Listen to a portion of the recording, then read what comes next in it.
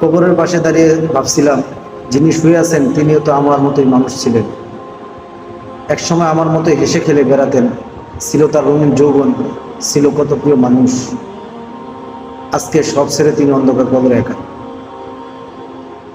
ওহে মন, কিসের এত বড়াইতো, কিসের এত আয়োজন, কিসের এত তাকব্বরি মাতব্বরি? আজ মরলে কাল দুদিন, একবারও কি নিলি নিজের খোঁজ? দুনিয়াতে সবার জন্য সব করলি, নিজের জন্য আজ কি করলি? খালি হাতে এসেছিস এই ধারায়, খালি হাতেই হবে তোর শেষ যাত্রা। কিন্তু কেউ সাদা কাপড়ের লাইনে দাঁড়িয়ে তুমি আর আমি, হয়তো তুমি আগে, নয়তো আগে। হিন্দু কিংবা মুসলিম, কবর কিংবা চিতা, সবাইকে তো ওখানেই শুতে হবে।